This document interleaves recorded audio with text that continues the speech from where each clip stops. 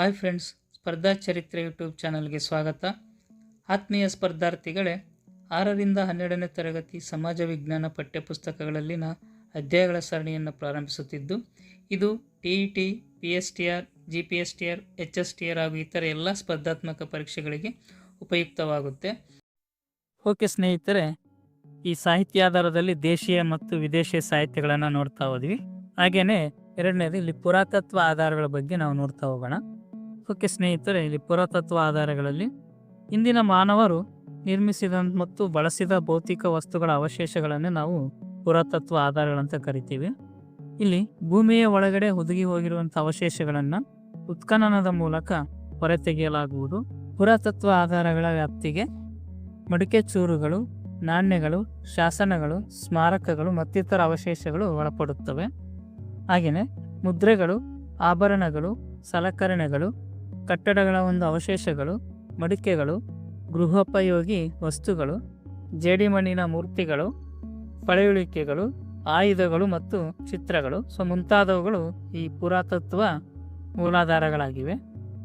ಇವು ಇತಿಹಾಸದ ಒಂದು ಪುನರ್ರಚನೆಗೆ ಅಮೂಲ್ಯ ಮತ್ತು ಉಪಯುಕ್ತ ಮಾಹಿತಿಯನ್ನು ನೀಡುತ್ತವೆ. ಓಕೆ ಸ್ನೇಹಿತರೆ, ಇಲ್ಲಿ ಪುರಾತತ್ವ ಆಧಾರಗಳಲ್ಲಿ ನಾವು ಮೊದಲಿಗೆ ಶಾಸನಗಳ ಬಗ್ಗೆ ನೋಡ್ತಾ ಹೋಗೋಣ. ಈ ಶಾಸನಗಳು ಇತಿಹಾಸ ರಚನೆಯಲ್ಲಿ ಅತ್ಯಂತ ಮೌಲ್ಯಯುತ ಮತ್ತು ನಂಬಲರ್ಹ, ಪ್ರಮಾಣಬದ್ಧ ಹಾಗೂ ನೇರ ಆಧಾರಗಳಾಗಿವೆ. ಅವು ಸಾಮಾನ್ಯವಾಗಿ ಸಮಕಾಲೀನವಾಗಿದ್ದು ಘಟನೆಗಳಿಗೆ ನೇರ ಸಂಬಂಧ ಹೊಂದಿರುವುದರಿಂದ ಹೆಚ್ಚು ನಂಬಲರ್ಹವಾಗಿವೆ. ಈ ಶಾಸನಗಳನ್ನು ಶಿಲೆಗಳು, ಬಂಡೆಗಳು, ಗೋಡೆಗಳು, ಮಣ್ಣಿನ ಮುದ್ರಿಕೆಗಳು, ಕಬ್ಬಿಣದ ಕಂಬಗಳ ಮೇಲೆ, ಕೆಲವನ್ನು ತಾಮ್ರ ಪಟಗಳ ಮೇಲೆ ಸಹ ಕೆತ್ತಲಾಗಿದೆ. ಭಾರತದಲ್ಲಿ ಈವರೆಗೆ 75,000ಕ್ಕಿಂತಲೂ ಹೆಚ್ಚಿನ ಶಾಸನಗಳು ಲಭ್ಯವಾಗಿದ್ದು ಅವು ಸಂಸ್ಕೃತ, ಪಾಳಿ, ಪ್ರಾಕೃತ, ತಮಿಳು, ತೆಲುಗು, ಕನ್ನಡ ಮುಂತಾದ ಭಾಷೆಗಳಲ್ಲಿ ಬರೆಯಲ್ಪಟ್ಟಿವೆ. ಅವು ವಿವಿಧ ಘಟನೆಗಳು, ಮಾರಾಟ ಪತ್ರಾದೇಶಗಳು, ದಾನಪತ್ರ, ಕಾಲಾನುಕ್ರಮ, ರಾಜರ ದಿಗ್ವಿಜಯ ಮುಂತಾದವುಗಳನ್ನು ಕುರಿತಾದ ವಿವರಗಳನ್ನು ಹೊಂದಿರುತ್ತದೆ. ಈ ಶಾಸನಗಳ ಒಂದು ಅಧ್ಯಯನವನ್ನು ನಾವು ಶಾಸನಶಾಸ್ತ್ರ ಎನ್ನುತ್ತೇವೆ. ಹಾಗೆ ಸಿಂಧೂ ನಾಗರಿಕತೆ ಈ ಮುದ್ರಿಕೆಗಳ ಮೇಲಿರ್ತಕ್ಕಂಥ ಒಂದು ಲಿಪಿಯನ್ನು ಸರ್ವಸಮ್ಮತವಾಗಿ ನಾವು ಇನ್ನೂ ಓದಲಾಗಿಲ್ಲ. ಆದ್ದರಿಂದ ಅಶೋಕನ ಶಾಸನಗಳನ್ನು ಪ್ರಾಚೀನ ಕ್ರಮವೆಂದು ಪರಿಗಣಿಸಲಾಗಿದೆ. ಅಂದಿನ ಕಾಲದ ಒಂದು ಆಡಳಿತ ಮತ್ತು ಪ್ರಚಲಿತವಿದ್ದಂಥ ರಾಜಕೀಯ ಸ್ಥಿತಿಗತಿಗಳ ಬಗ್ಗೆ ಅಮೂಲ್ಯ ಮಾಹಿತಿಯನ್ನು ಇವು ಕೊಡ್ತವೆ. ಈ ಶಾಸನಗಳು ಆಯಾ ಕಾಲಮಾನದ ಜೀವಂತ ಸಾಕ್ಷಿಗಳಾಗಿದ್ದು ಇವು ಅಂದಿನ ಧರ್ಮ, ಸಂಸ್ಕೃತಿ, ಆರ್ಥಿಕತೆ, ಆಡಳಿತ ಇನ್ನಿತರ ಅಂಶಗಳ ಬಗ್ಗೆ ಮಾಹಿತಿಯನ್ನು ಒದಗಿಸುತ್ತವೆ. ನಮ್ಮ ದೇಶದಲ್ಲಿ ನಮಗೆ ದೊರೆತಿರುವಂಥ ಅತ್ಯಂತ ಪ್ರಾಚೀನ ಶಾಸನ ಅಂತಂದ್ರೆ ಅದು ಮೌರ್ಯ ಚಕ್ರವರ್ತಿ ಅಶೋಕ ಹೊರಡಿಸಿದ ಶಾಸನವಾಗಿದೆ.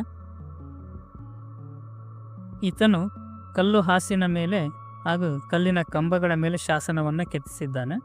ಇವನ ಶಾಸನಗಳು ಭಾರತದ ಹಲವೆಡೆ ದೊರೆತಿದ್ದು ಅವು ಬಹುತೇಕವಾಗಿ ಬ್ರಾಹ್ಮಿ ಲಿಪಿ ಮತ್ತು ಖರಷ್ಠಿ ಲಿಪಿಗಳಲ್ಲಿ ಹಾಗೂ ಪ್ರಾಕೃತ ಭಾಷೆಯಲ್ಲಿವೆ. ಹಾಗೆ ಗ್ರೀಕ್ ಮತ್ತು ಅರಾಮಿಕ್ ಭಾಷೆಗಳಲ್ಲಿ ಕೆಲವು ಶಾಸನಗಳು ದೊರೆತಿವೆ. ಅಶೋಕನ ಶಾಸನಗಳು ಕರ್ನಾಟಕದ ಮಸ್ಕಿ ಹಾಗೂ ಬ್ರಹ್ಮಗಿರಿಗಳಲ್ಲಿಯೂ ಲಭ್ಯವಾಗಿವೆ. ಕನ್ನಡ ಭಾಷೆಯಲ್ಲಿ ದೊರೆತಿರುವ ಮೊದಲ ಶಾಸನ ಹಲ್ಮಿಡಿ ಶಾಸನ. ಇದು ಕದಂಬ ಮನೆತನಕ್ಕೆ ಸೇರಿದ ದೊರೆ ಕಾಕುತ್ಸವರ್ಮನ ಆಡಳಿತದಲ್ಲಿ ರಚಿತವಾಗಿದೆ. ಹಾಗೆಯೇ ಒರಿಸ್ಸಾ ರಾಜ್ಯದ ಹಾತಿಗುಂಪದಲ್ಲಿರುವ ಕಾರವೇಲನ ರಾಜನ ಶಿಲಾಶಾಸನವು ಕಾರವೇಲನ ದಿಗ್ವಿಜಯಗಳ ಬಗ್ಗೆ ವಿವರವನ್ನು ನೀಡುತ್ತದೆ. ನಂತರ ಹರಿಸೇನನಿಂದ ರಚಿತವಾದ ಅಲಹಾಬಾದ್ ಸ್ತಂಭ ಶಾಸನವು ಸಮುದ್ರಗುಪ್ತನ ಸಾಧನೆಗಳ ವಿವರಗಳನ್ನು ನೀಡುತ್ತದೆ. ರವಿಕೀರ್ತಿ ರಚಿಸಿದ ಐಹೊಳೆ ಶಾಸನ ಮತ್ತು ಕಾಕುತ್ಸವರ್ಮನ ಹಲ್ಮಿಡಿ ಶಾಸನಗಳು ಕರ್ನಾಟಕದ ಒಂದು ಇತಿಹಾಸದಲ್ಲಿ ತಮ್ಮದೇ ಆದ ಮಹತ್ವವನ್ನು ಹೊಂದಿವೆ. ಪುರಾತತ್ವ ಆಧಾರಗಳಲ್ಲಿ ಎರಡನೇದಾಗಿ ಇಲ್ಲಿ ನಾಣ್ಯಗಳ ಬಗ್ಗೆ ನೋಡೋಣ. ನಾಣ್ಯಗಳ ಸ್ವರೂಪ, ವಿಕಾಸ ಹಾಗೂ ಬೆಳವಣಿಗೆ ಬಗ್ಗೆ ತಿಳಿಸಿಕೊಡುವಂಥ ಅಧ್ಯಯನವೇ ನಾಣ್ಯಶಾಸ್ತ್ರವಾಗಿದೆ. ಬೇರೆ ಬೇರೆ ಲೋಹಗಳನ್ನು ಬಳಸಿ ನಾಣ್ಯಗಳನ್ನು ಅಂಕಿಸಲಾಗಿದೆ. ಇವು ಚರಿತ್ರೆಯನ್ನು ರಚಿಸುವಲ್ಲಿ ಬಹುಮುಖ್ಯ ಪಾತ್ರವನ್ನು ವಹಿಸುತ್ತವೆ.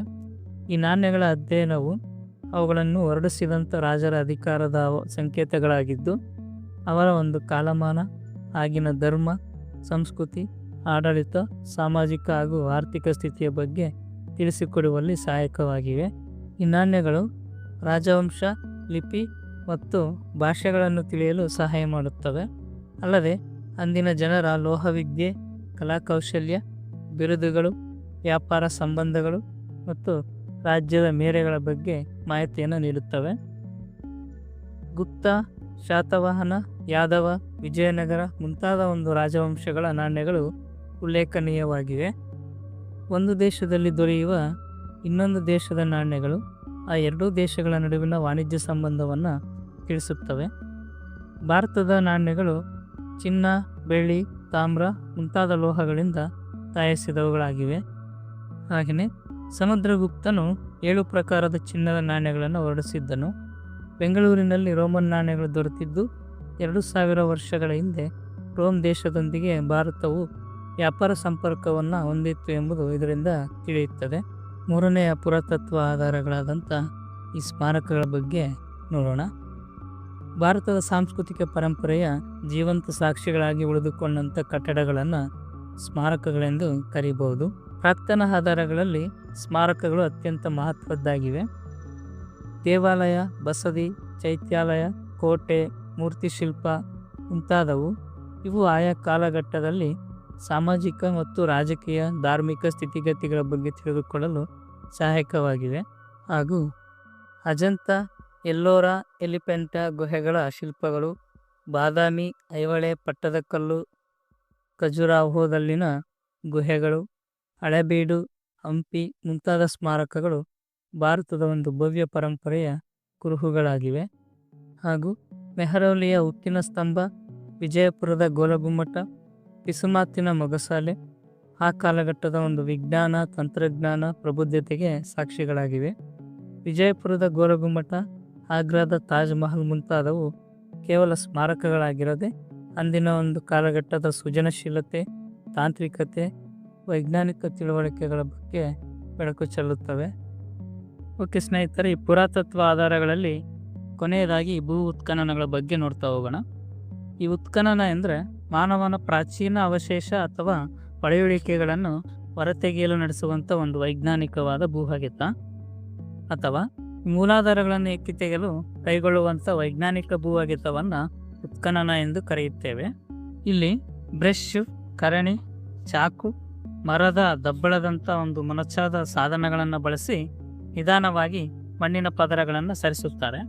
ಆ ಮಣ್ಣಿನಲ್ಲಿ ಸಿಗುವಂಥ ನಾಣ್ಯ, ಮಣಿ, ಅರಳು, ಎಲುಬು ಮುಂತಾದ ಅವಶೇಷಗಳನ್ನು ಹೊರತೆಗೆದು ಅಧ್ಯಯನಕ್ಕೆ ಒಳಪಡಿಸುತ್ತಾರೆ. ಭಾರತದ ಇತಿಹಾಸದ ಪೂರ್ವಕಾಲವನ್ನು ಉತ್ಖನನಗಳ ಆಧಾರದಿಂದಲೇ ಬರೆಯಲಾಗಿದೆ.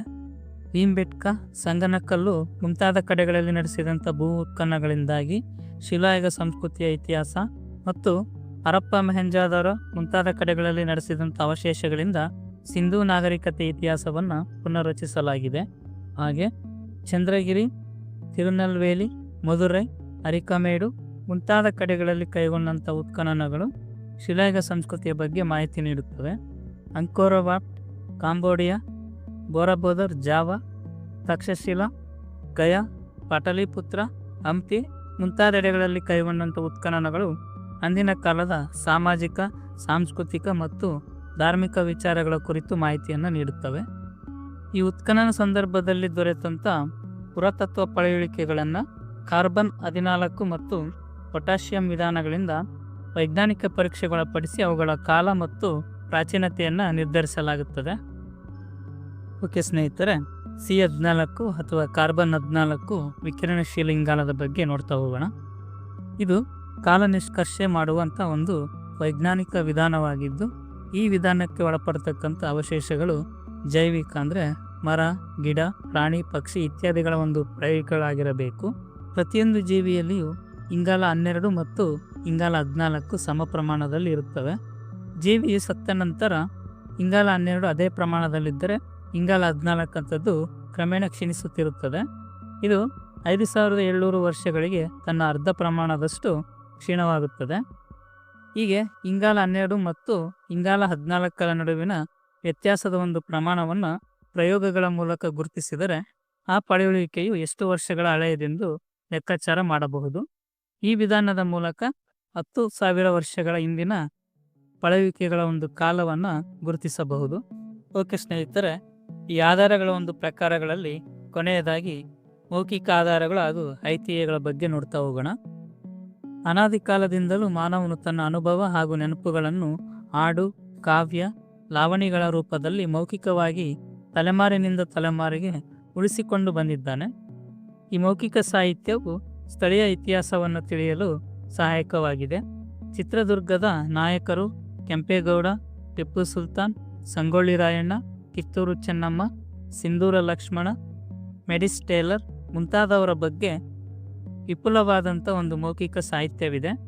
ಹಾಗೆ ಸಾಂಸ್ಕೃತಿಕ ನಾಯಕರಾದಂಥ ಕೈವಾರ ನಾರಾಯಣ ಪ್ರತ, ಸೇವಾಲಾಲ್, ಶಿಶುನಾಳ ಶರೀಫ್ ಮುಂತಾದ ಅನೇಕರ ಬಗ್ಗೆ ಅನೇಕ ಮೌಖಿಕ ನಿರೂಪಣೆಗಳಿವೆ. ಅನೇಕ ಬುಡಕಟ್ಟುಗಳು, ಅಕ್ಷರ ಕಲಿಕೆಯಿಂದ ದೂರ ಉಳಿದಿದ್ದ ಸಮುದಾಯಗಳು ತಮ್ಮ ಅನುಭವಗಳನ್ನು ತಮ್ಮ ಮೌಖಿಕ ಸಾಹಿತ್ಯದಲ್ಲಿ ಉಳಿಸಿಕೊಂಡಿವೆ. ಭಾರತದ ಬಹುತೇಕ ಪ್ರದೇಶಗಳು ವ್ಯಕ್ತಿ, ಘಟನೆ, ಪರಂಪರೆಗಳ ಒಂದು ಕುರಿತಾದ ಮಾಹಿತಿಗಳಿವೆ. ಐತಿಹ್ಯಗಳನ್ನು ಸ್ಥಳ ಪುರಾಣಗಳೆಂದು ಸಹ ಕರೆಯುತ್ತಾರೆ. ಇವು ಸಮಾಜದಲ್ಲಿದ್ದ ನಂಬಿಕೆಗಳನ್ನು ತಿಳಿಸುತ್ತವೆ. ವ್ಯಕ್ತಿಯ ವೈಭವವನ್ನು ಅಥವಾ ಸ್ಥಳದ ಮಹಿಮೆಯನ್ನು ಈ ಐತಿಹ್ಯಗಳು ಸೂಚಿಸುತ್ತವೆ. ಓಕೆ ಸ್ನೇಹಿತರೆ, ಇದಿಷ್ಟು ಒಂದು ಆಧಾರಗಳ ಪ್ರಕಾರಗಳಲ್ಲಿ ನಾವು ಸಾಹಿತ್ಯ ಆಧಾರಗಳು, ಅದರಲ್ಲಿನ 2 ವಿಧಗಳು ಮತ್ತು ಪುರಾತತ್ವ ಅಥವಾ ಪ್ರಾಕ್ತನ ಆಧಾರಗಳಲ್ಲಿ ಶಾಸನಗಳು, ನಾಣ್ಯಗಳು, ಸ್ಮಾರಕಗಳು ಮತ್ತು ಭೂ ಉತ್ಖನನಗಳ ಬಗ್ಗೆ ನೋಡಿದೆವು. ನಂತರ ಮೌಖಿಕ ಆಧಾರಗಳು ಮತ್ತು ಐತಿಹ್ಯಗಳ ಬಗ್ಗೆ ಕೂಡ ನೋಡಿದೆವು. ಮುಂದಿನ ವಿಡಿಯೋದಲ್ಲಿ ಮತ್ತೊಂದು ಅಧ್ಯಾಯದ ಬಗ್ಗೆ ತಿಳಿದುಕೊಳ್ಳೋಣ. ಧನ್ಯವಾದಗಳು.